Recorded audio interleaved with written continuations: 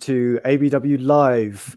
This is the post-game show for Arsenal 2, Bournemouth 1 in the FA Cup, setting up a game against another South Coast rival in Pompey. But before I introduce everybody, let's go through the chat box, because that's who we're really here for, not the other two people. Who we've got in there? We've got to see Renry is in there, Pat Brady. I think, is Yvonne in there? I think maybe Yvonne. Yvonne, if you're in there, give us a shout.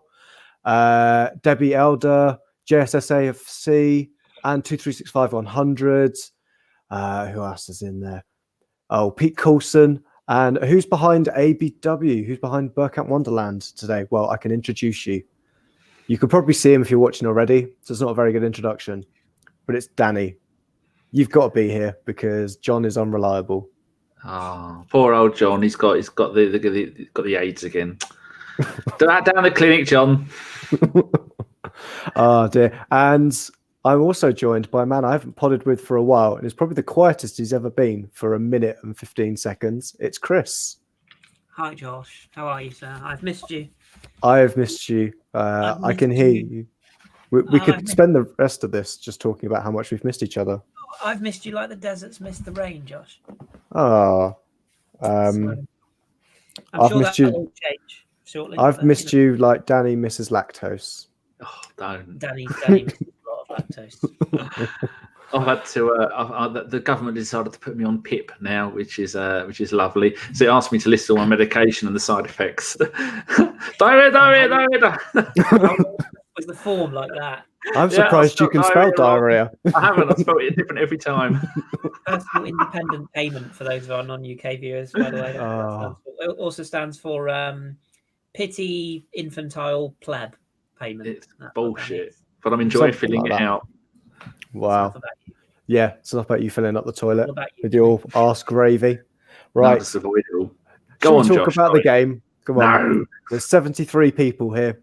And they want to hear all about us. And we've got 20 thumbs up already. Oh, this is because of Kris. That's why. Yeah, it's not for me. Should we talk about the lineups? We saw a couple of changes. Kris, do you want to talk us through them? Yeah, sure. Yeah, good. Nice to see. I think it was predictable that we'd make a few changes. The only one I was a little bit surprised about was we didn't see Dani Ceballos from the start, but we saw him later on, which I'm sure we'll come to. But yeah, maybe some would say a bit of a risk to play the likes of Martinelli, maybe Pepe, and obviously the injury to Mustafi is either a blessing or a curse, whichever way you look at it. But yeah, it's a good lineup, youthful. I know we'll talk about this in a bit more depth, but I thought that the young players who were given their legs today really performed, really stood out. Obviously, the change at goal is standard in these competitions. But yeah, I was pleased. Good lineup. It was enough of a lineup to get us over the line, which ultimately is all you really need. And yeah, gave some players who haven't had as much football in their legs a little bit more game time, including one Eddie Nketiah. So yeah, delighted to see him on the sheet and playing very well, because we're going to need.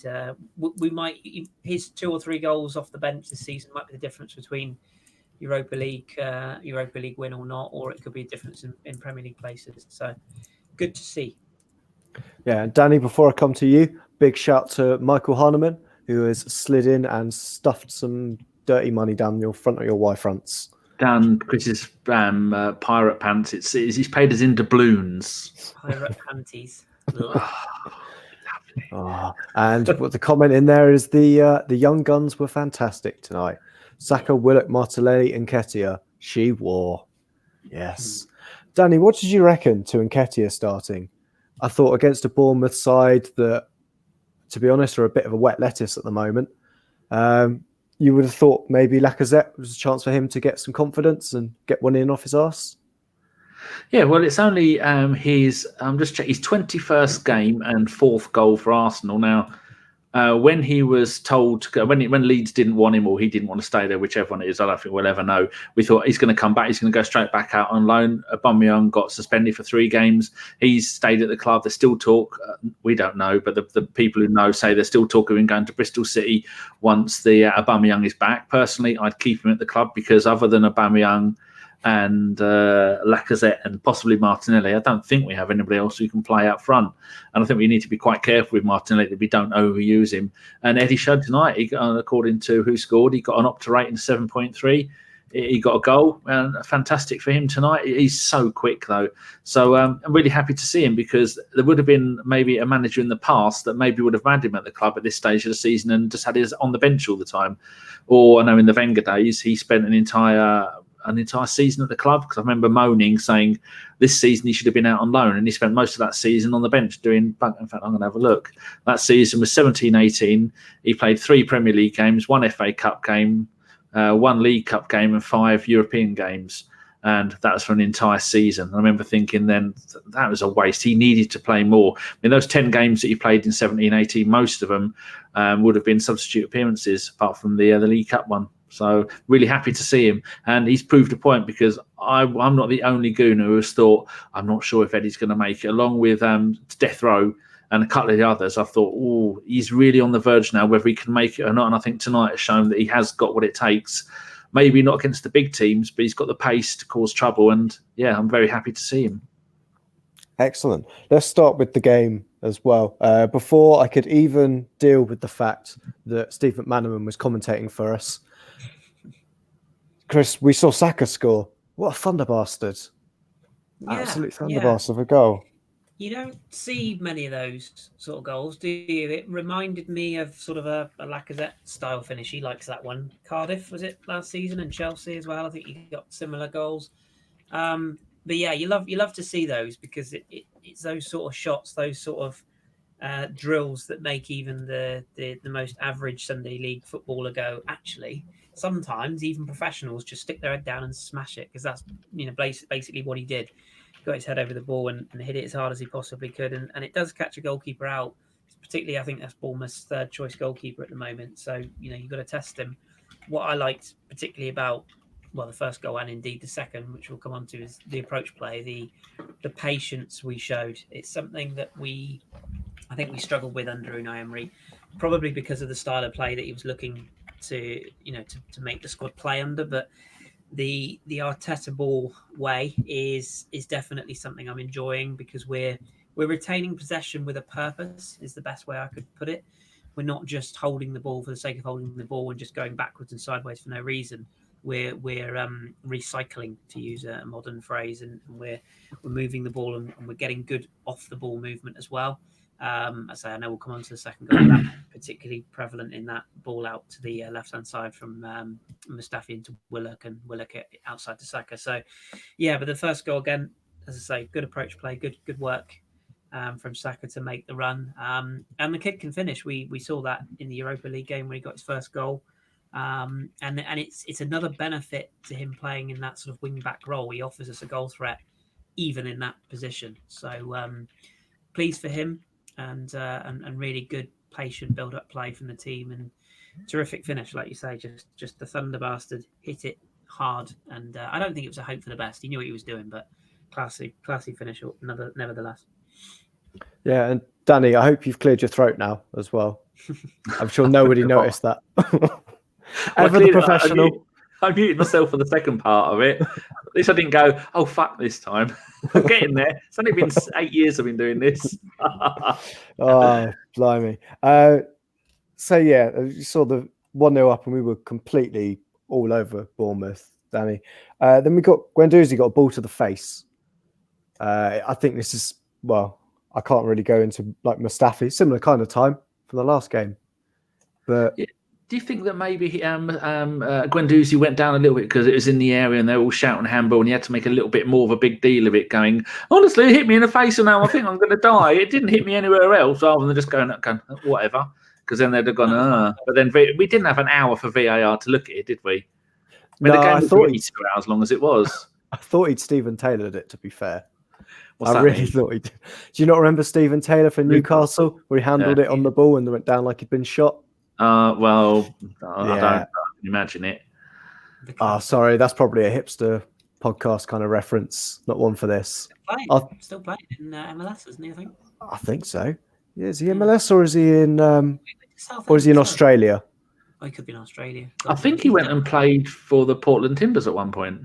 Yeah, he did. No, that was. Were you thinking of Liam Ridgewell? Yeah, he did as well. He definitely played in MLS, but I think he also went to Southend for a while. Kris, Anyway, Kris, read our private message. Wellington Phoenix as a defender. Oh, there you go. Yes, there we go. That's what I've got into that one. That's it. Oh, not that one. Sorry. Yeah. I can do. Yes. Sorry. Yeah. You could have just read it and let Josh get on with the show. No, that's more fun just hearing how it works in the background. I've told people he's got a little dial on his knob. Careful, people. We need to turn it up a little bit. It says volume, but for some reason it's not his gain, and then we'll be able to hear him a bit better. Go on, Josh. Sorry. That's okay. I was too busy. We were too busy getting distracted and looking at where Stephen Taylor was in his career, and he is in Australia. For some reason, that's in my brain. I don't know why. I barely remember where I live now because of that useless piece of information. Anyway, 25 minutes in. Danny, goal, Little Eddie. Yes, I was just replying to Kris Highland there, who is he grew up where you grew up, Josh. Did he? He's Norwegian, but he's grown up in Brighton, so he sounds like an English geezer. Keep trying to get him on. He's the one who went to South America and travelled all over there for 3 years. Need to get him on. That first goal. I was doing something, and I don't know. Both the goals I missed, and I only managed to see them via the replay. So I saw that he came in from the left-hand side and gave it a thunder bastard. And I think that reminded me a little bit of Bellerin's goal against Chelsea. The way they just went, fuck it, I'm having a shot. It's going to go in, and got it in from quite a tight angle. But it was the Martinelli build-up for the play that was quite impressive, though, wasn't it? Yes, and I was talking about the second goal. Are you on the second goal already? Yeah. Bloody You're too busy. Don't hang around, do you? 11 minutes in, Jason would still be doing the hellos. Yeah, you said we've got an hour to get this done, and I'm trying to get it done in an hour. You know, you made it more difficult by having Kris on at the same time. We've already gone off and started. We've even done Stephen Taylor's career. I can go through that if you want in a bit. Still get this done in an hour. Well, you didn't ask me about the first goal, so there you go. That was the first goal. Thanks, the Nketiah goal, I can't remember it. Like I said, I missed it and only saw the replays. But as soon as you start talking, I'll remember. Shall I talk about it? Go on then. And then I remember, I'll jump in. Yeah, so it's just, I can't even read my writing now. Because, it's because I've put Arsenal tearing Bournemouth a new one with that goal. It was, I think we're going to have to coin a new phrase because Wenger ball is dead. Michael's helping us here. 22 parts of Reddy's goal, all 10 outfield players involved. Yeah, and I'm going to call that Arteta Taka. Like it. And we're going to try and get that going. Talk us through the goal then. What happened? Well, we just passed it around a fuckload. And then eventually it goes to Saka, who then plays like a reverse cross, goes behind Martinelli, and then we'll get to our first break for about 10 hours of VAR. And we'll mention why it took so long in a second. Yes, because they were VAR his knee. The hairs. Yes. If he'd have had hairy knees like me and Kris, that would have been offside. But luckily, due to the not having hairy knees, we all know they were just bored and wanted to do something for 5 minutes. You know who it was who was in VAR today? It was Tranmere's greatest supporter. Oh yeah. Oh God. Michael of Dean. Wanker. Absolute yes, I do remember the goal. Because I wasn't meant to be on tonight. John was on, but his computer's died. So that's why normally I'd make notes and take notes, but I wasn't. I was just doing other stuff. Yes, so I do remember it. And I remember thinking, in fact, I tweeted. I did a wonderful tweet that went something along the lines of, VAR is an absolute fucking load of shit. It's killing the enjoyment for every fucking goal. And 14 people agreed with me. So, yeah, I was very angry at the time because the amount of time they were fucking around with that. And then they're lining it up. And then they're doing the ... red line going up to his knee. And then they're going moving that and then making that go back down again. And I'm thinking, well, why didn't you spend this much time with Tammy Abraham's goal? He had his hand in the face of our goalkeeper going, you will not see what's going on, my old fruit. Anyway, John, stop me waffling on. Kris Lodato. That's why. What? How dare you? Kris Lodato's slipped $5 worth of doubloons down Kris's pants. He has, and he has said something rude about me. He said I'm translucent, which is unfair. I'm not that translucent. But my barber did tell me to go and get some vitamin D. Surely that's an excuse to go on holiday. That's medical advice. You can't ignore that. Lodato shouldn't be giving us money. He needs to save that money up and get himself some decent whiskey because the shit he was drinking last night, if Shredder would have seen that, he'd have disowned him. I mean, He also needs to buy a computer as well, doesn't he? I won't have a bad word said about him. He's a legend of a man. That's true. Shredder is a legend. He owns Mr. Lodato, and he owns 4 pieces of pirate merchandise on Abby. I love the way that whenever he's out with the missus, he's always sending the picture and he's always wearing one of your pirate stuff, no matter where he goes. I know, it's brilliant. His missus has got one as well. She's got her own shirt as well. It's great. Anyway, sorry. Okay. You don't get this from the BBC, do you, people? No. No, they just be showing pictures of the wrong people all the time. Yeah. I did have to watch that 4 times before I realised it's the name on the back that was wrong.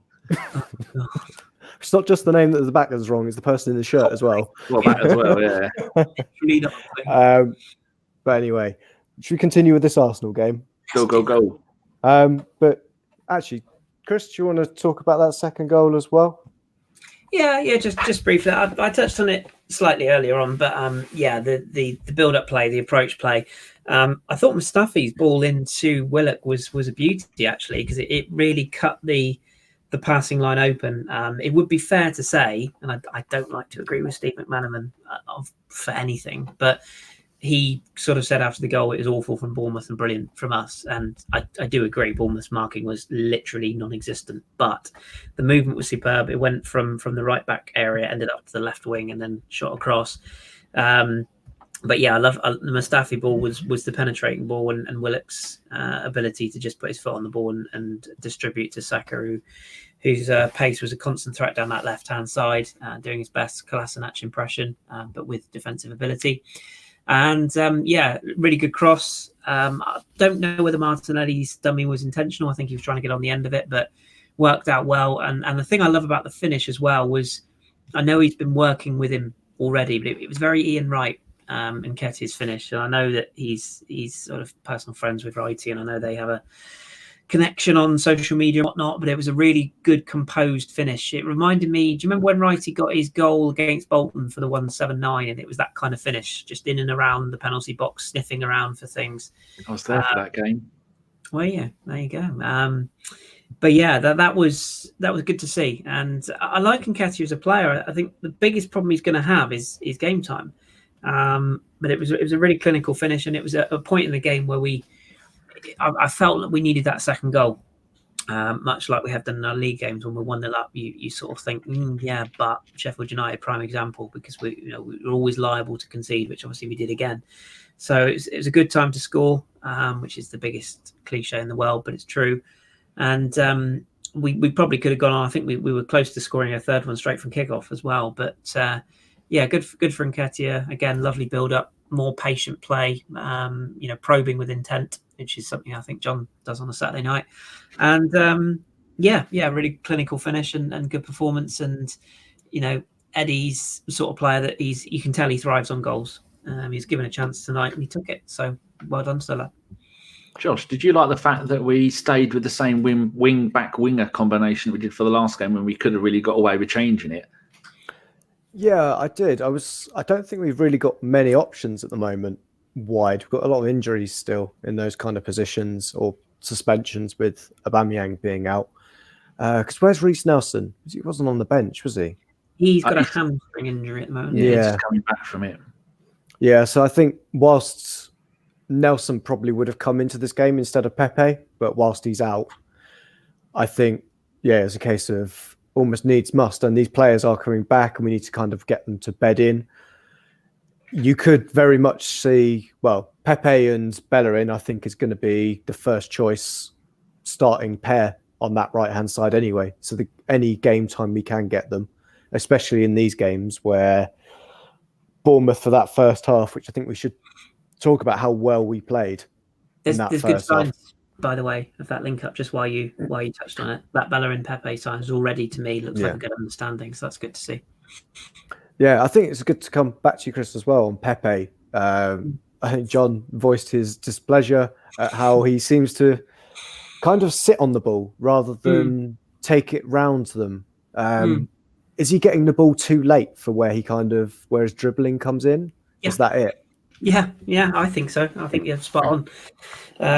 We touched on this in the last live show I was on, but his game in Liga was based on a very different type of style, very different type of team, very much based on counter-attacking at speed. And it was ironic actually because I was watching Lille last night play PSG, and they've got another player called Jonathan Ikone who's recently become an international, and he's the next one sort of off that Pepe production line that Lille have got, where he's quick feet, pace, and he does run at players, but generally it's on the counter attack. It's not receiving the ball on the halfway line and asked to move forward. I think Pepe's getting better every week. Personally, I think he's got a manager who has faith in him. I think he's got a manager who's putting trust in him to deliver what he's asking him to do. Of course, for a player of his level and his cost, we want more output, we want more goals potentially, but I think he's slowly but surely starting to adjust, and I think it's coming at a good time. Defenses this time of year traditionally will get a little bit tired, because if you look at the 20 teams in the Premier League, most of their sides rotate their forward lines quite a lot. The defensive lines of most teams are very rarely rotated for obvious reasons. So I think this is the time where you start to get some defenders, with a bit of a lack of fitness levels, or with a bit of rust, shall we say. So it's an ideal time to have a flying winger, and he looks like a happier player to me as well. He looks happier than he did when he first came into the team. But yeah, I thought his performance was decent tonight. I do get what John's saying though. Sometimes you just look at him and you think, Christ, you've got all the skill in the world. He's fleet of foot. Just go at somebody. The only caveat I'd say to that is, other than Nketiah's goal tonight, we very rarely have anyone in the box ready for a header or a tap in. It's more like we build up and hit teams on the counter in the final third. So yeah, I think it'll come. And we've got to remember, Arteta is still, he's still bedding in. There's a lot of time to work with these players, but I'm liking what I'm seeing from Pepe, and we're starting to get a glimpse of the player I saw last year, and the player that we spent a lot of money on. So yeah, hopefully he'll keep building on this. Yeah, Danny, what did you make of that first half as well, where we completely dominated Bournemouth? And were they almost lucky to only go in 2-0 down? Yeah, it was. I think the first half hour we could have. It's been our story for so many years as Arsenal. We don't kill teams off. Like you were saying, we nearly scored straight from the kickoff after the second goal. And if we'd have done that, then I don't think they'd have got much hope out of the game. Because right near the end of the game, if that had gone for another 10 minutes, they probably would have scored another one. A lot of people saying that when the defender when Mustafi went off, it changed the game. I think Eddie was a little bit quiet after his goal. I mean, he still ran around. He was still doing good stuff, but. Yeah, I think it was because we had so many young players playing out there, and I know we've got a couple of combinations that have worked for Premier League games. Guendouzi a lot of the time was on his own in the middle of the pitch because Xhaka was going back and doing stuff, and Willock was going forward and doing stuff. And and all these things combined made it hard for us to get any. I don't know, is continuity the right word for it? We'd try and break them down and get the ball off, and like we did against Chelsea, every time we got the ball, bang, we were gone. I think we tried that a couple of times tonight and it didn't work. But Bournemouth, when they made their substitutions, I think Eddie realised we can win this, because the first half hour we were really on it, and then as the game went on, we tired quite a lot. But just really good that we managed to stay on and win. But bloody hell, Bournemouth were quite insistent at the end, weren't they? Yeah. So they only really had one kind of chance in that first half. A fierce shot at Martinez, but he kind of spilt that, didn't really hold on to it as much as you'd like from a goalkeeper. He got up quickly though, didn't it? Just in case. Was that the one from Cook? Or someone on the edge? Hit Wilson, the floor, didn't maybe? it? Yeah, hit the floor and went, I thought, you cheeky fuckers. We've conceded 2 goals, one against them lot and one against Chelsea with it. Deflections or hitting the floor and going in. Yeah. Cheeky. Yeah. But that took us into half-time. And we know what happens at half-time, Danny. We go and talk to the chat box again. Do we? I think so. How many likes have we got, Josh? I want to pick out a comment, actually. Well, okay. Just before we do that. Go on, I noticed one from Panini, and it caught my eye, so I thought I'd give him some love. He said, oh, where's it gone? I've got to scroll all the way back now, Panini. Damn you. He said, fucking love this channel. My dad is a Gooner, and I'm Gillingham for life. So just shows that people tune in to us just for the content, not even for the article sometimes. So you're very welcome, Panini, and up the Jills. Yeah. Even sometimes my mum tunes in and then she tunes immediately out. That's what she told me. I mean, you can't blame that, really. Can you? Sian is she's on work placement at the moment at a primary school somewhere near Nottingham, and her and the bloke she's a teaching assistant to become a teacher, and she's doing it with this bloke whose name I can't remember. And they were marking or discussing future plans for the classes they're going to teach. They watched our last show, and as soon as it started, he went, "That one's your dad." He said, "Why?" I said, "He looks like you." Ouch. Sorry, Jason. How dare you? Mine didn't have a romantic ending in Kit Kats and bins. So I said I'd say hello to him, but she hasn't told me what his name is, so move on. Oh, okay, I will. So there's 201 people in the box at the moment, but at least 3 of them are us. And there's 53 thumbs up. That is just over 25%, Josh. It is, but we had 20 when we first started. Like, people came straight in and were on that like button. A bit like Arsenal. Started early and then just nothing, trailed off towards the end. Unless these people have got mad stamina and they're going to end up giving us a like right at the end. Mad stamina? Is that in case there's any Utes watching? Yeah, exactly. Hey. For all the Utes. You get your trousers on back to front and everything. Yeah, but that's for a different reason. Ah. Oh, dear, I don't even know what I mean by that. I'm not touching that one. That's what she said. Yeah. Right. So, you lovely chat box, give us a like, please, or give us a chat. One of the two. I've seen they've done a lot of chatting, not a lot of liking. And the more likes we get, the more happy Jason is. And you see how angry he is at the moment. So you're going to need a lot of fucking likes. Probably 200. That'll do it. Yeah. Let's go 200. There's 202 of you. So that's fine. I've already liked it as well. So easy. Tappy, mother flippers. Right. Second half. 50 minutes in, I have got Martinelli going down, Danny. Not like that. And we looked a bit bad because Atkinson had to stop play, didn't he? Yeah, that happened a couple of times during the game. It was mainly in the second half for me. There must have been 4 or 5 players that went down, and I was really happy to see that our physio people and doctor were straight on the pitch. They're not fucking around anymore after what happened to Sokratis and the amount of time that he's been out. Is injured the right word, or in rehabilitation or recouping from those kind of things? You've got to be really careful. When Martinelli went down, I thought if he's knackered, that's our season gone. Because, but then I was also thinking he hasn't been the player he was against Chelsea. So maybe that's him done for us now. But either way, it's worrying when any player goes down, whether it's a head injury or any other kind of injury, but can't have it happen to him. No, definitely. How many did we have go down? It was him, Bellerin, Mustafi, Guendouzi. I think they all had a little turn on the floor, didn't they? Yeah, they all had it's like rotational fouling on each other. Yeah, I'm sure Saka went down for a little bit of a lie down as well. You could see in the second half, Bournemouth went, right, lads, sleeves up, here we go, get stuck in. There was a distinct difference in their attitude towards the game, wasn't there? Well, I did enjoy that chant from Bournemouth. What is it? That this is embarrassing, or you are embarrassing, which I thought was quite ironic for a team that's facing relegation to the Championship. Fucking mugs. With a wet lettuce of a manager. Mm-hmm. But yeah, I think I heard what you said there, Kris. So we'll essentially move over whilst you get a little bit of hate from some people who wanted him to be our manager. Oh, they're idiots. Yes, it's true. Danny, we saw Guendouzi. Oh, actually, Kris, we saw Guendouzi with some handbags with Gosling.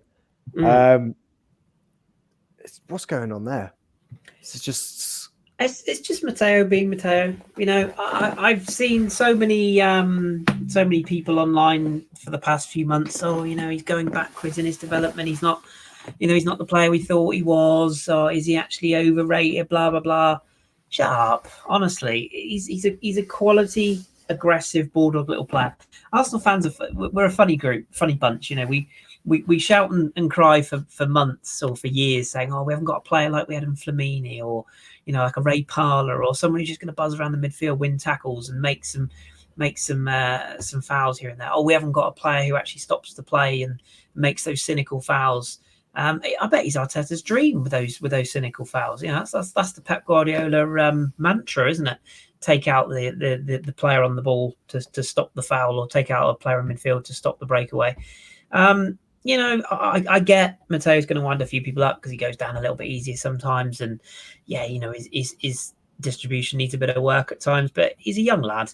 And the thing that I love about him is if you change his name to Matthew Gregory, he was from North London, everybody would be like, oh, he's one of ours, and he'd be one of the academy, and nobody would say a thing. I think it's only a little bit of the element of, oh, well, he's another French lad that we've signed in, but for me, he's one of ours. You know, he sort of bleeds Arsenal already, and I think he's an integral part of our future. I actually quite like the way Arteta's managing him at the moment, giving him a bit of a breather. I think he got to the point under Emery where he was taking on too much responsibility. He's being his first start since before Christmas, isn't it? Yeah, exactly. And I think for the past sort of 2 months or so, he has had time off, so to speak, or come from the bench, and sometimes young players need that. I think the same thing's happening.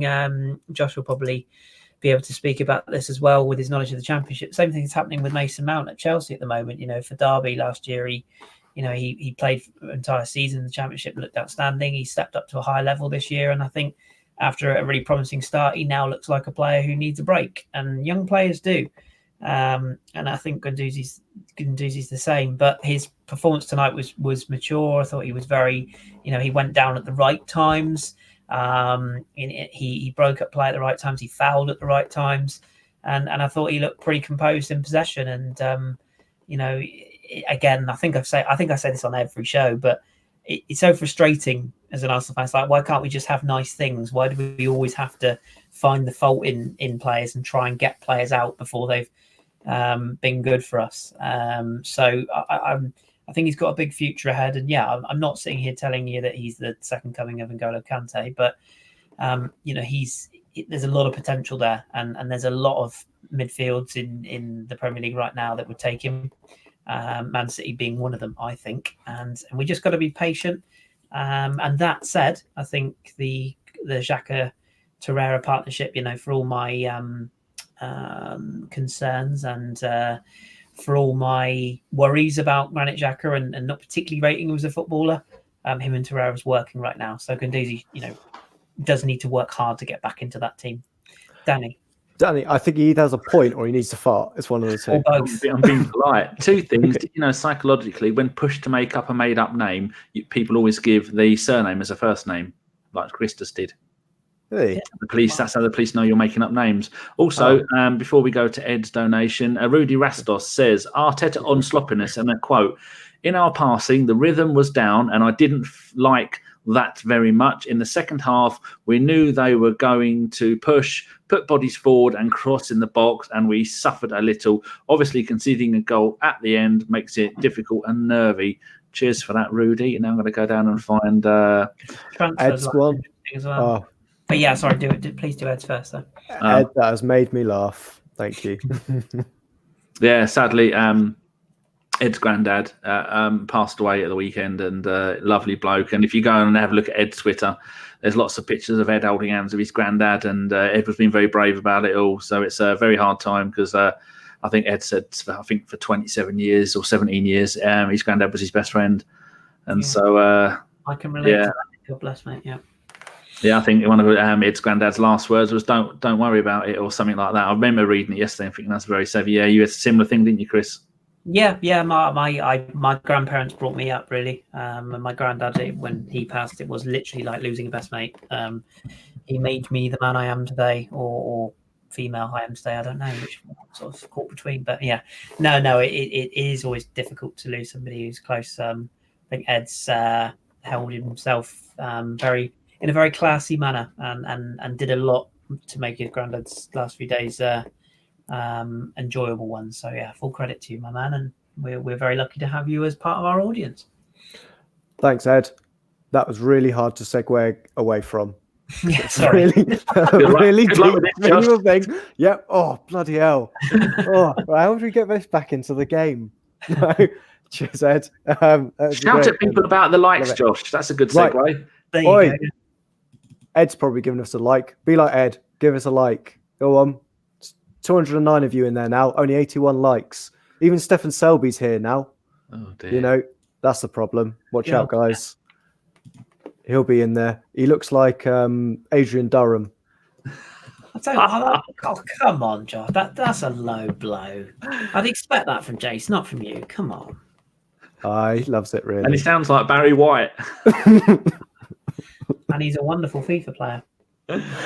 Yeah. Oh, don't. You know he's lying now when you say that. Oh, he's pretty good. I've seen his videos. Yeah. And FIFA ones. Right. That's got us back on track. Cheers, gents. There you go. Cheers, Stefan. Right. Next bit I have got is, weirdly, Mustafi gets injured.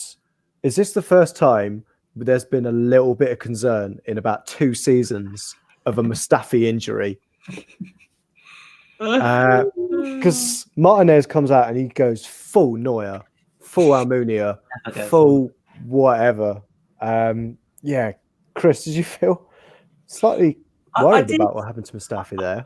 I really did, because Skodran, it's when you at Christmas and you get bought a gift by somebody in your family, and you open it and you realize it's a Lynx gift set, and it sits on your bathroom shelf for like 6 months, and then you run out of your favorite deodorant, and then you realize, shit, I need to go back to the Lynx box set that I got at Christmas, and you dig it out and you try and find the positives, and you go, look, I do like the smell. It does keep me clean. It does a job. Sure, I'll probably move it aside when I get a new one, but it's still there and it's still hanging around, and I can still make use of it. And that's kind of how I see Mustafi. I can't actually believe I've just made a reference to Lynx Africa. And say Mustafi is the Lynx Africa of football. Honestly, if you don't tweet that, I swear. But yeah, it's what I'm going to go with now, and I'm quite proud of that analogy. But you've seen that quote there, Kris, from Rudy Rastos for the Arteta on Mustafi? I have to assess him tomorrow, but when Mustafi has to come off, normally it's not a good sign. And he's right, and that's almost sort of beautifully segues me into my other point, is that for all his faults, he is 110% footballer. He is a guy that will give his all. His all isn't always very good, but he will always give his all. And Look at Avon's put. I'm very worried Mustafi's injured. He won't be sold this window. And yeah, I think a lot of people can relate to that, Avon. But no, I think at this stage you can probably get links for Avon nowadays as well. But I think at the moment we need as many bodies as we can get. The Brazilian lad seems to be a done deal. I know there's a lot of stuff in the press about him going back to Brazil. I won't say too much, but I've got it on fairly good authority that that's a done deal. It's all part of the process that he went back. But David says, Kris, you are describing Mustafi as a bad smell. I have replied that it's a smell not as bad as BO. No, absolutely. It's a relative smell. For the price it is. But yeah, I just kind of want Mustafi to have a good career, and I want things to go well for him. He has made a lot of errors. Yes, he is probably one of the worst signings we've made in the defensive area since Miguel Silvestre. But, you see some of the good things he does. And I thought overall he actually played quite well tonight. I thought he did a good job. And I'll say that pass for the second goal was superb. And overall, he'll put his body on the line, as he proved against Chelsea as well. So, I hope it's not a serious injury. You're right, Josh. I think Martinez probably was a little bit full Almunia in that particular role. I don't think he needed to come racing out. Hopefully, it's not as serious as it looks. The one good thing I would say is that obviously Sokratis has come through unscathed. Rob Holding's back. David Luiz obviously is fit, and if Mari does get completed and announced, then we've got that option. But I saw the quotes from Arteta posted in the chat earlier on. That he's basically said that the club are working hard to bring in 1, potentially 2 new bodies. I'm led to believe it will be more likely to be 2, 1 on loan and 1 on a short-term deal, from what I can gather. But we do need the bodies there, and I'm not 100% sure we would have shifted Mustafi in January anyway. I think it was always the plan to keep him around in January, and then maybe look to move him on in the summer, which ironically was the plan last year. So we'll have to see. But yeah, it's a tough one. Was it actually his ankle that took the brunt of the damage? I couldn't quite see what. I saw he got taken out. I couldn't really see what he went over on. It looked like ankle, didn't it? So I'm not sure what happened because he went off on a stretcher as well. And that was getting properly strapped into it. That normally says it's something like midriff or neck. Yeah, actually, it could have been. Yeah, I suppose. Because if it's ankle, they normally walk them off, don't they? Yeah, that's a fair point. Yeah. If it's upper body, then it may well be a concussion or a whiplash type injury, and he might be back in a couple of weeks' time. If so, then that's better. But not to diminish head injuries being important, of course they are. But yeah, you'd rather take an upper body injury as a footballer than a lower body injury for obvious reasons. So you got to be thinking. Sorry. No, carry on. You got to be thinking for Arteta that it's one loss in 8 games now. He's got a couple of wins. We're looking good. We've only lost game or drawn games because of unlucky goals, deflections, and known goals and things like that. And then when you're taking into consideration that he's not had a settled centre back pairing, Aubameyang's been out for 3 games. Lacazette couldn't score in a brothel, although he does work his arse off, and I do not have a problem with Lacazette at all. And we've seen the young players come through. He's not been able to play Reece Nelson because as soon as he came in, he started playing Reece Nelson because he really likes him. Yeah. So I think once the squad settles down, then we're going to see much better football. But like you were saying at the beginning of the show, Kris, you can see what he wants to do, and it is almost a thing of beauty to watch. Like with that goal, 22 passes. It's like Wenger ball 2.0 at times. I love it. Yep. So, Danny, what did you think of Martinez's performance as well in that? Across the whole game as well, because I would have said, and I don't know if it's too soon, that perhaps we need to look at a backup goalkeeper in the summer. Well, he's not a bad player, but I think I'm just looking here. I think he's 26 years, 27, same age as Leno. Bloody hell! He's 27. He's played 25 games for Arsenal. I think when I've seen him out on loan, he's done good. And when he's played in the League Cup games, he has also done good. But there's a couple of other games he's came in, and I'm not overly as enthusiastic about him being our backup goalkeeper now as than I was at the beginning of the season. That one where he dived and saved it in the first half, and he got out quickly ready for the second one. I mean, he saved it when the ball hit the floor, and then he managed to block it and then pushed it away. And but when you go charging out of your area, when you should have stayed where you were and shouted, I mean, the defenders looked like they had it, and then you're injuring people. You got to think: is he a little bit over eager, or is he just not good enough to be our backup goalkeeper? But when you think, looking at that, I don't know what other players we've got that can play in goal. We've got Matt Macey. 6'7" Matt Macey, who's played 2 games ever. I do think we could do with another goalkeeper, but we were worried about Manuel Neuer leaving Bayern and Bayern getting Leno, but they've bought the team I can't pronounce that I call Shakalo 4, but that's not how you say it, is it? Schalke. Yeah, they bought their goalkeeper. I think you said that last time, Josh. So I do think we could do with one, because if you aren't ready to be number 1 by the age of 27, then I don't think you're ever going to be. But he's only played 25 games for Arsenal, and he's been here 7 years, I think, 6 years. He was in the 7-5, wasn't he? Yeah, the Reading. Then he had to change his name.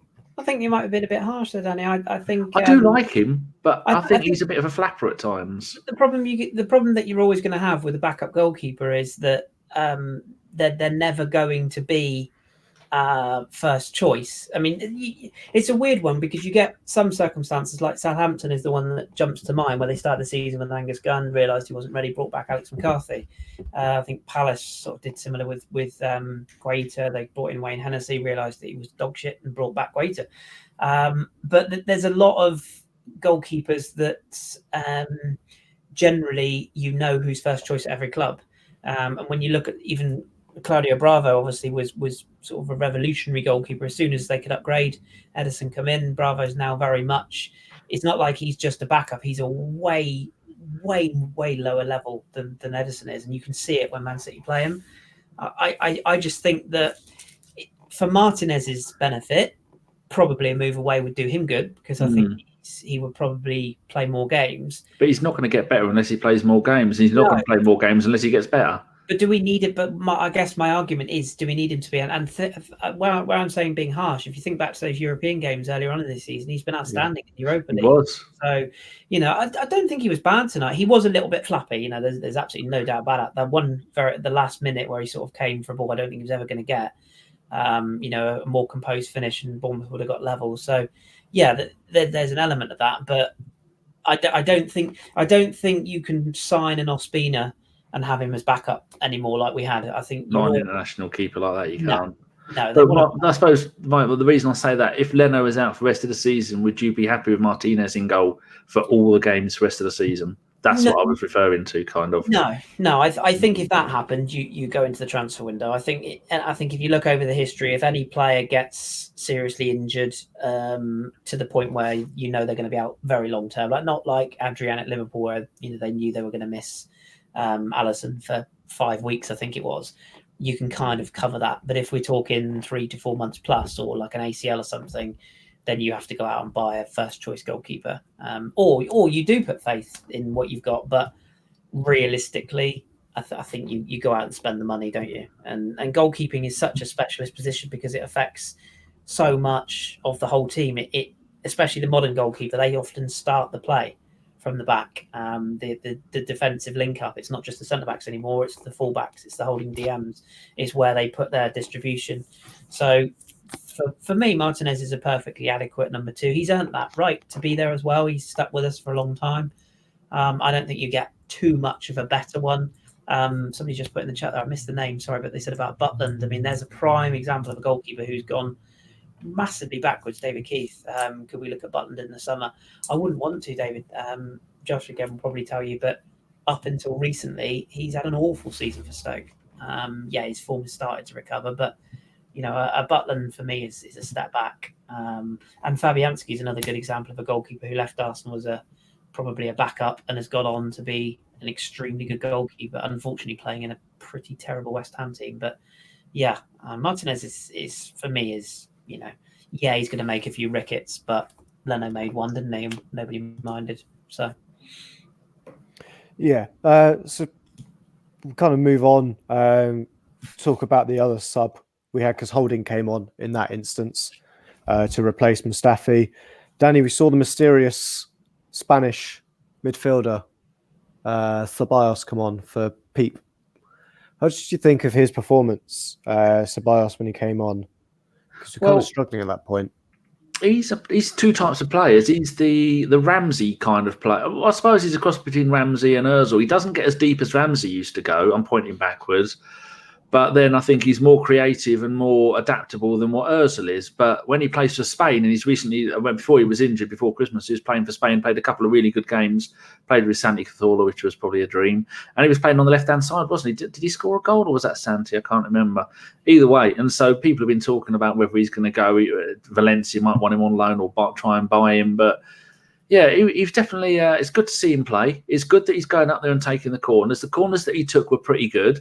And I think the crowd, did I imagine the crowd were singing his name a little bit? Or was it me trying to make a song out of Danny Ceballos' name? No, they did. I think it's more because they like the song, but yeah, they did. There were a lot of, we have to say, for the away fans, I know we always sing their praises, but you could really hear them there in that tiny stadium of Bournemouth's. They had more allocation, didn't they? Because it was a cut down. They had that entire stand behind the goal. Yeah, so instead of 6 away fans that you can take to Bournemouth, it was 12. Yeah. Well, would you be happy for him to stay for the rest of the season, Josh, or do you want him to bugger off? Because I think that's a really important position we need. We have got no backups there other than possibly Willock. I don't see an issue with him staying, to be honest. If he wants to stay. But if he does want to go back to Madrid, then yeah, great. Pack your bags, mate. Not bothered. They've said they don't want him. Well, not don't want him back, but they've said that they wouldn't loan him to Valencia, didn't they? They said he'd only get back this. So. Yeah. So I think it's a case of, look, it's either a case of if he ever wants to play in the Premier League again, his best chance to play there is going to be at Arsenal. If he's decided he doesn't want to play in the Premier League at all, then fair enough. His career is going to be in Spain, probably, unless, say, a PSG come in for him in the summer. That's only realistically the leagues he's going to be able to play in, Spain and France. So, yeah, if he doesn't fancy the Premier League, see you later. But if he does want to stay, he's good mates with Bellerin. They grew up kind of together through the Spanish setup. So if he does want to stay, now that we've got a manager that will probably look after his skills a bit better than the previous one, I think he's just got frustrated because he's injured, and that's where those comments have come from more than anything. I agree with that. And there is a player in there, isn't there? I really genuinely think there's a player there. I know a lot of people have said, it's another Dennis Suarez, which is just such a lazy... Sorry, some people that's all right. I think it's as lazy as the comparisons to saying he's an ex-Santi, to be honest, on the other side of the Venn diagram. And the same people saying, Santi gave his quotes, didn't say he wants to play one more game for us, and everyone said, right, build a bridge, get him back. And it's like, come on, I love Santi as well, but, give the guy a break. He nearly lost his leg. Let him just enjoy Spain. But no, Ceballos has got everything that suggests he should work in the Premier League. He's got the right stature. He's composed on the ball. He generally uses the ball quite well. Again, final third probably needs a little bit of work in terms of his output goal scoring wise, but I do think there's a player in there, and it's just a question of he needs games and he needs that time to play. And like Danny's touched on before, if Mesut Ozil was to move on, that would be the opportunity for him to come in and potentially take that role, because I think that's the best role for him. I don't think Ceballos sitting deep in a 4-2-3-1 really works. I think he's better as a 10 or in a midfield 3 in a 4-3-3. So it's whether we can offer him the time that he needs to get game time. And he strikes me as one of those players that will get better with the more games he plays consistently rather than coming in and out of a team. So, I guess we'll see. But as you said, Josh, if a player genuinely doesn't want to be here, if he's unsettled, if he's homesick, that's different. If that's the case, then move him on. But if he's happy to work hard, then I'd rather have him than not have him personally. And we need the numbers right now. Yeah, so I'm just seeing Danny's reply to one of my replies to who was it Paul Davis that was asking where Jason is. I said he's in the park shouting at pigeons. And Danny has said Jason allowed on the show anymore. Brexit means Brexit. Yeah, that's fair. He's not. He's arranged today's show and he's pulling strings. We can't say what he's doing. Well, he's doing something very important on Friday, and his mind is focused on that. But yeah, so he's done so much over the up to this point of the season, and now everyone's here, and Kris is back, and he'll be watching. I'm sure Jason will be watching. He's having a winter break. All sorts. So yeah, Danny, after we saw Ceballos come on, we still couldn't kind of stop Bournemouth kind of pressing on us. What did you think was the kind of problem there? Was it our midfield? Was it Nketiah not one of the issues with his game? I think one of the reasons why Leeds or Bielsa never played him was the fact that he doesn't really do anything other than score goals. I think we did try a few through ball. I fucking fucked that up, didn't I? We tried to give him the ball a few times. It just wasn't working out. And then when they went, right, we're changing the way we're playing. We're going to do the fouling thing. I think we were 2-0 up, and most of our players thought, well, I wouldn't forgive them for thinking, I don't want to get hurt here. We're 2-0 up. They don't look like they're going to do anything. Let's just keep the ball, keep it at 2-0 and see the game out. But they didn't expect to get 10 minutes of extra time at the end, injury time, whichever one it was. So I think it's just a little bit of that. Partly they'd worked so hard in the first half to get to that point and should have had another goal. Maybe that was it. But yeah, I think if you know those Bournemouth players, they had nothing to lose. Quite a lot of them weren't first-team players. A couple of them were coming back from injury. And the bloke who scored his goal, that was his first ever goal for Bournemouth. And even him was kicking people. And you saw when they did score their goal, the little argy-bargy between Holding and the person who went to get the ball out the back of the net. And that kind of summed up the second half of the game. It was looked like a kick-off at any point. So maybe that's why they... I don't like using football analogies, but took their feet off the pedals. I changed that a little bit. That's all right. I have to apologise to Mark Davis as well for calling him Paul. He never played for the Arsenal. And he's never hit anyone. If anything, you've upgraded his name now, surely. I know. It's I can only apologise for getting your name wrong, but at least I did it positively rather than some of the choice autocorrects I've seen for Saka's first name, shall we say. Oh, Pat God. Brady makes a good point. He says, we've been getting tired in the last 10 minutes of all the games under Arteta. That's because they're working so hard, isn't it? You should have called him Liam Brady. Hey, look, nice one, Liam. That one. It's only natural that they would be getting tired, surely. I mean, like they are under or are working on a much stricter schedule, and they're being worked harder than ever before. So that for me is a positive. The only downside is if you get these injuries, but no, I think that's a positive personally. Emmanuel puts, that was not bad. It was mostly the kids, no? Yeah, exactly. Yeah. That's the thing to mention. And I thought Bournemouth second half played as well. First half, to be fair, they were poor. I thought second half they played as well as they did against us in the league game. We drew that one all with our first team. So, Yeah, and I'll say 93 minutes. We did concede a goal afterwards, all that Bournemouth pressure. And of course, bring on any player who has never scored for their club, and they're guaranteed to get a goal against the Arsenal. Remember when we did the one of the previews for last season and for Crystal Palace, and we said, what's his name? Christian Benteke hadn't scored in 2 years. Oh, he's not going to score. Yeah. And then the game after, there was another one. I did Kalichi Iheanacho against Leicester. Yeah, that was one of them. I was like, don't worry about him. He's shit. Yeah. Puts it in the top bins, which is why I'm not allowed to make any comments ever about games whilst a game is occurring, because I'm an excellent jinx. You really are an excellent jinx. God. Kelly's in the chat. I've got to behave now. Sorry. Hold up, your cats. Excuse me. Something like that. Colin said a point there. We need to get Ake. He was very good, but we're not getting him, are we? Not for the price they want for him. No. It's all right. It'll be cheaper when they get relegated anyway. True. So, should we talk about the goal we conceded, or should we go to questions? Because we could go about how there was millions of VAR checks for it as well. Let's go to questions. It was a shit goal for a shit team who somehow for 20 seconds thought they had a chance. They're shit. Get rid of them. Best bit about that goal was Holding kicking him and not giving the ball back, because he gave a cheeky kick, didn't it? And they were going, he got away with that one. Yeah. No, I mean, we conceded. We need to learn from it. It was a poor goal to concede, but we conceded. Who cares? I mean, we're through. That's the most important thing. And we should mention we played. Well, I think you already mentioned, didn't you, Joe? We played Portsmouth, which brings back memories of Thierry and getting applauded off during the Invincibles era.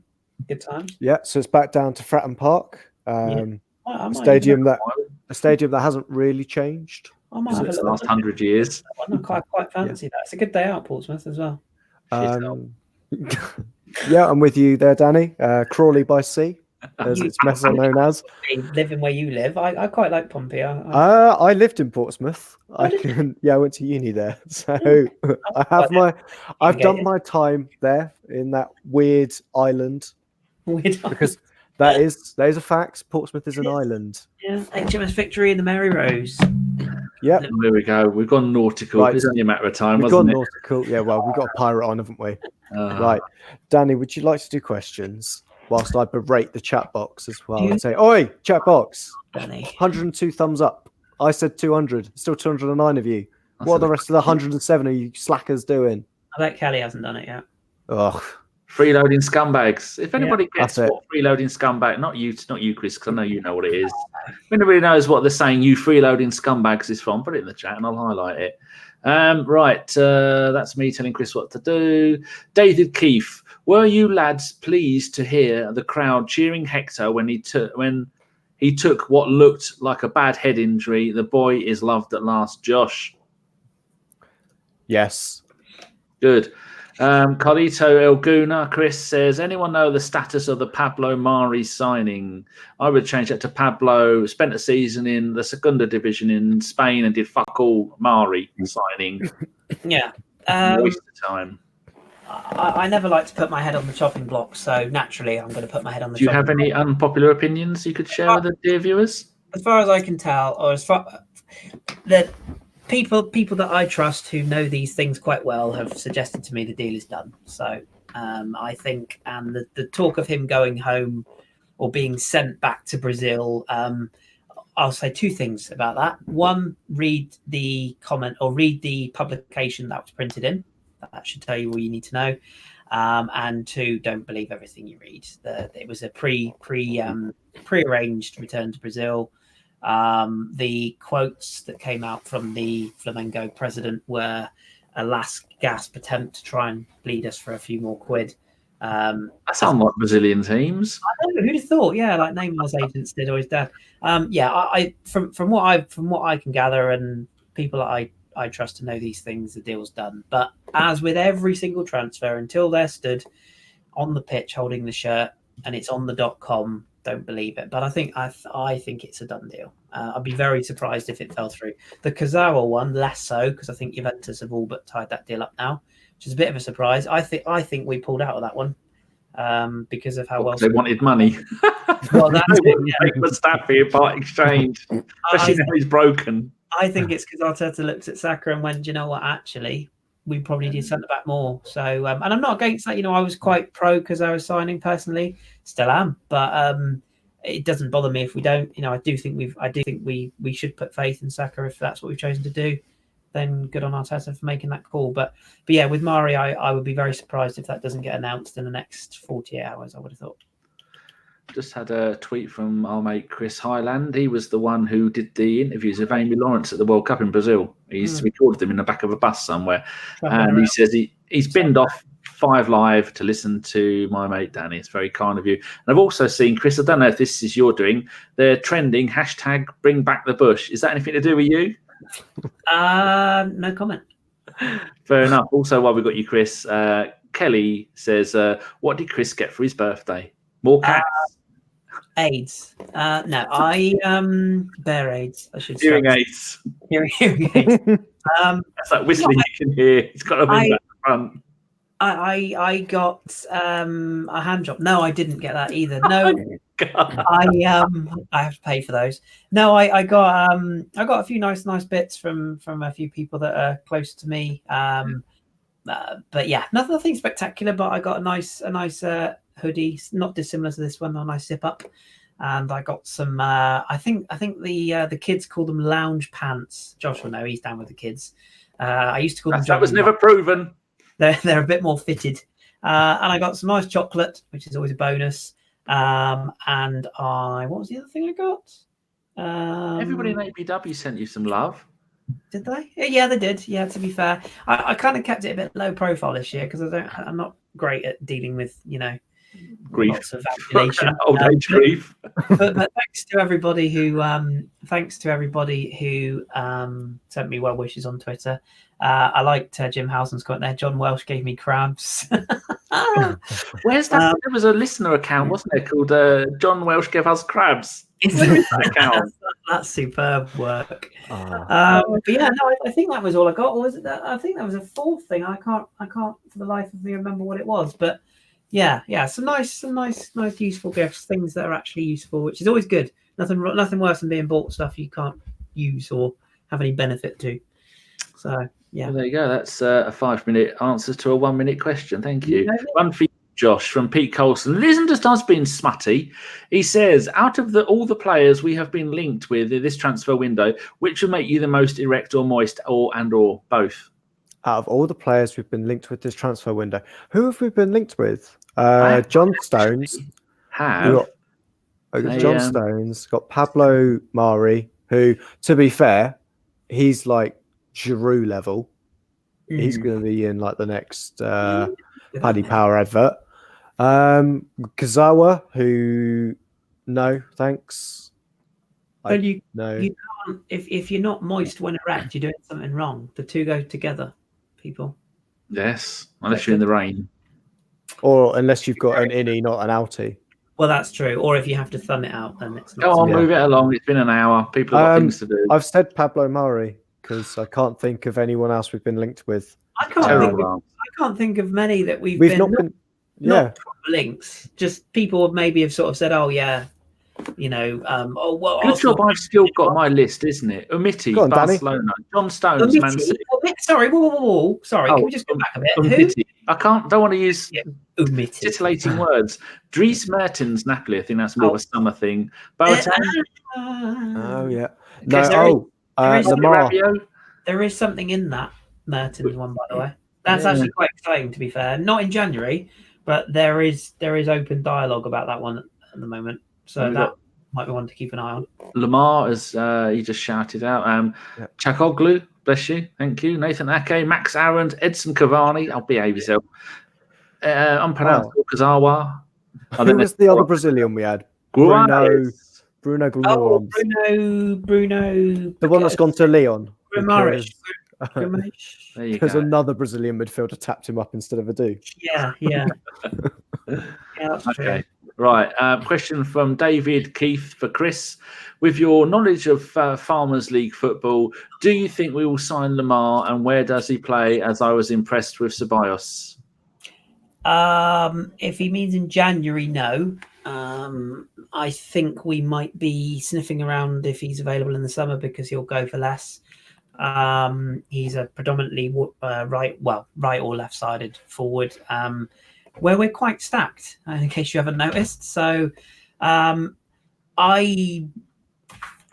still think he's a very, very talented player who's been badly used by a fraud of a manager at Atletico Madrid, personally. So, if you sign for Simeone and you've got any ounce of flair, you'll have that beaten out of you faster than Jose Mourinho would. Unfortunately, Simeone is an absolute fraud. He's being exposed for the fraud he always was this season.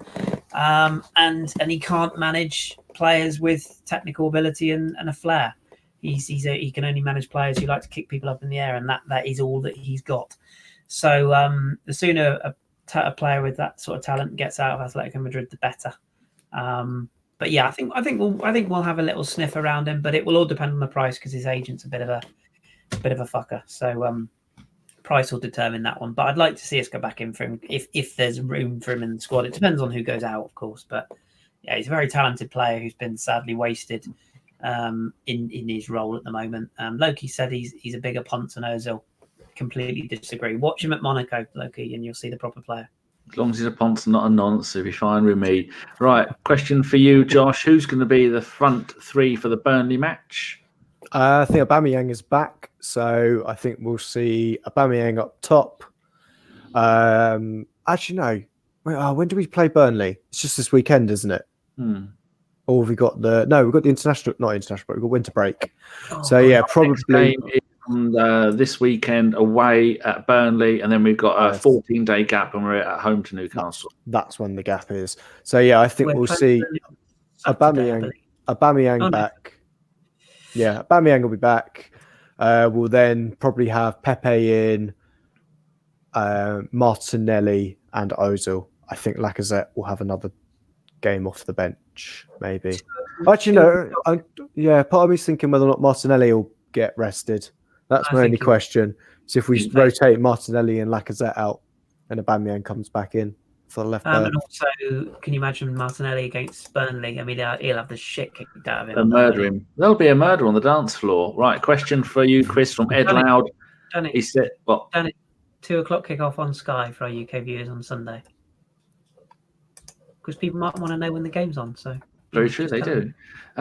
Question from Ed Loud for Kris. Can Kris make the answer to this question take 10 minutes? I could, Ed. That's not even a question. I could make anything last time. Well, actually not. A proper question for you from Gooner 123 for Kris. Who would be the best pirate in the Arsenal team? It's going to be obviously Does Callum still play for you? Callum Knight? No, he's just no scandal. Breaking news: he's left. He's left. Dead to me. And he's gone. He's gone to one of our biggest rivals, Plymouth United. Yeah, he stayed loyal for 5.5 years, and he's gone to jump ship.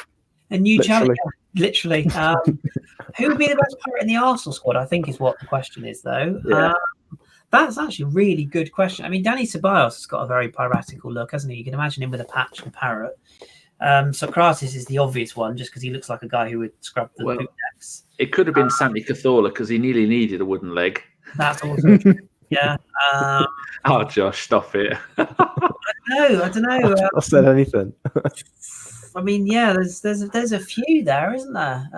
There's a few. Bellerin's another one. Yeah, he's Bellerin would be the Orlando Bloom character, wouldn't he? He'd be the pretty one, coming to rescue the the Keira Knightley, who'd be played by Martinelli. But yeah, there's quite a few. We're actually not a bad looking team. Do you remember the days that we used to have just nothing but gnarly Keown and Parler and Linnigan, and we're actually not a bad looking team now, are we? We've got Marvin Gaye out front. Linnigan's a plumber now in Norwich, isn't he? Is he? Yeah, he's got a plumber's van. Did he come round and fix your pipes?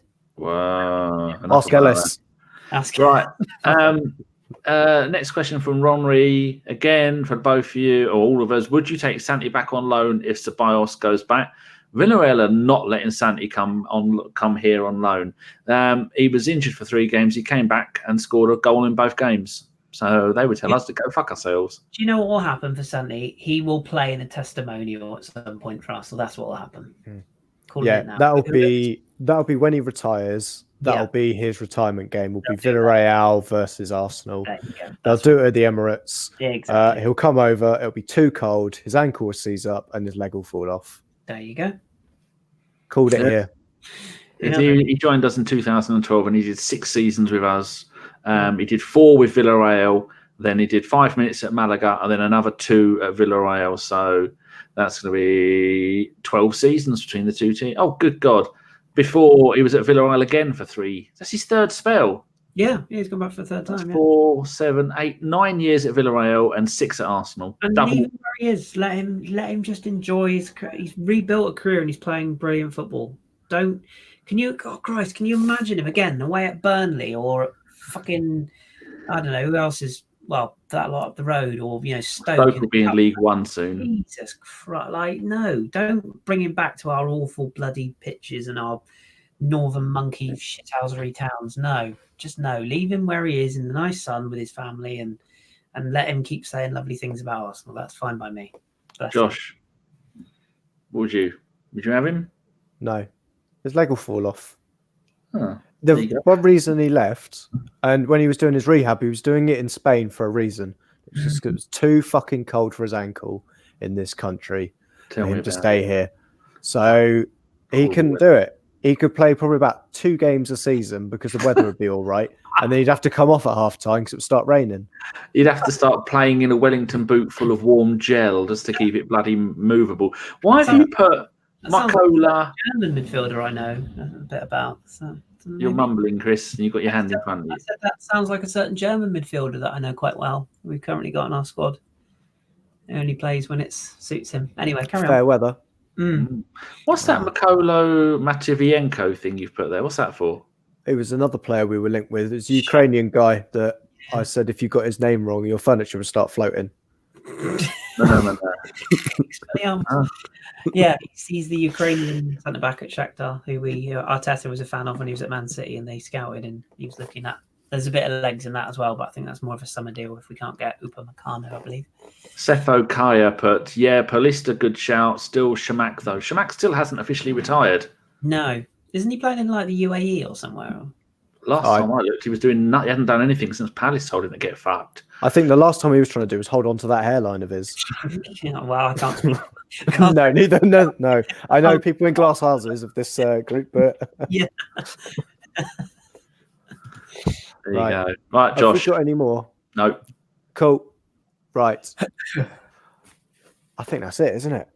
I can say thank you to the 206 people that have stayed with us for just over an hour and 15 minutes. Sorry, Danny. God, you're That's really good. Chris's 104 thumbs up, only 96 short of what we were going to do. 104?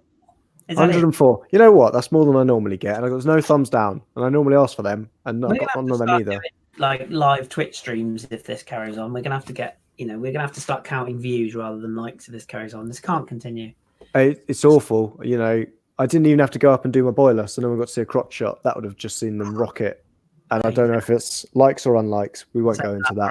When we go off air, that's yeah, exactly. That's for our OnlyFans channel. Anyway, as a great man would once say, get on with it. And I am. So I will say thank you to everybody that has joined us. Big thank you to Michael Hahnemann, Chris Lodato, and Ed Loud for stuffing things down our boxes. And so thank you to my guests and Danny. Danny, thank you for being here. Thank you for being you, Josh. Thanks. It's really hard. And Kris, thanks for coming back. You're welcome. After that time out scrubbing the poop deck, or whatever you were doing. Here's to many more pods with you once again, Josh. Until I get struck off because I say something rude about the Australians again. Anyway, Danny, on that note, switch this shit off. Ah!